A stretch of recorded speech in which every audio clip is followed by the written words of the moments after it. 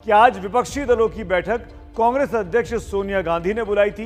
इस बैठक में यह तय हुआ कि 2014 के चुनाव के लिए 2024 के चुनाव के लिए सभी दल को एकजुट होना होगा।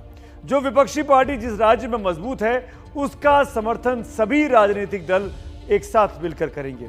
विपक्ष एकजुट होकर मोदी सरकार के खिलाफ 20 से 30 सितंबर के बीच देशव्यापी प्रदर्शन भी करेगा, यानी सड़कों पर उतरेगा। 2024 की तैयारी के लिए बीजेपी के खिलाफ विपक्ष मोर्चा खोलने की तैयारी में है, लेकिन सुलगता सवाल यही है कि प्रधानमंत्री मोदी के सामने कौन होगा विपक्ष का चेहरा। देखिए ये खास रिपोर्ट।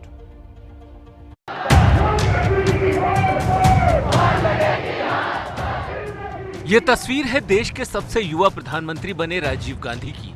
वो पूर्व प्रधानमंत्री जो कांग्रेस के सबसे सुनहरे दिनों की आखिरी याद है। ये है सोनिया गांधी जिन्होंने अंतरात्मा की आवाज पर प्रधानमंत्री का पद ठुकरा दिया था।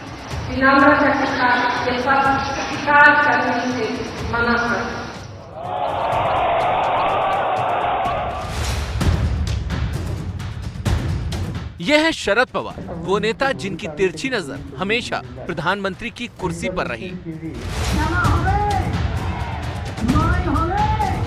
और ये है ममता बनर्जी, बंगाल की राजनीति में बीजेपी का खेला करके अब जिनका नया नारा है दिल्ली में खेला होवे। मुकाबला करने का दूसरी तरफ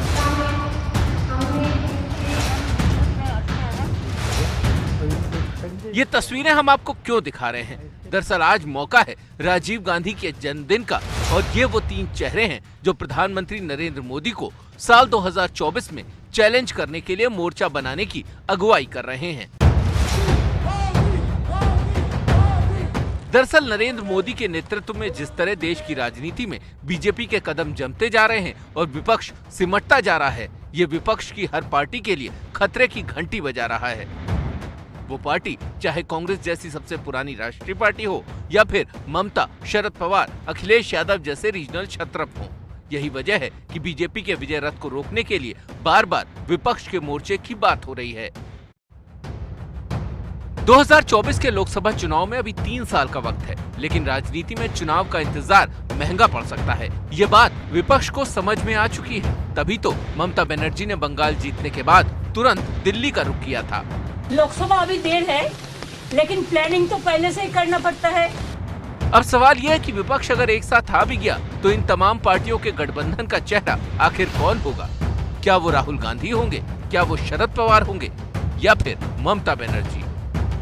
ये विजिट हमारा पूरा काटी सी विजिट है कि चुनाव का बाद एक दफे भेंट करने पड़ता ही है सब।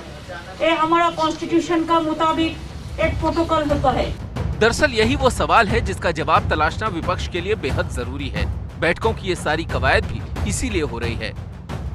विपक्ष प्रधानमंत्री पद के उम्मीदवार का ऐलान इसलिए भी नहीं करना चाहता क्योंकि जो भी चेहरा वो सामने करेंगे उसकी तुलना नरेंद्र मोदी से की जाएगी और मोदी की लोकप्रियता ऐसी है कि उससे विपक्ष का पूरा गणित बिगड़ सकता है। इसीलिए सामूहिक लड़ाई की बात हो रही है। दरअसल ये बात भी विपक्ष समझ चुका है कि अगर बीजेपी के चढ़ते ग्राफ का या नरेंद्र मोदी की बढ़ती लोकप्रियता का मुकाबला करना है तो एक साथ आना होगा।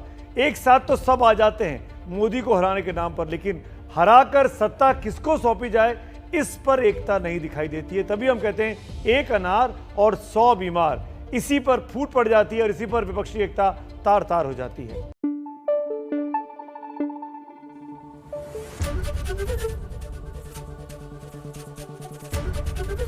एबीपी न्यूज आपको रखे आगे।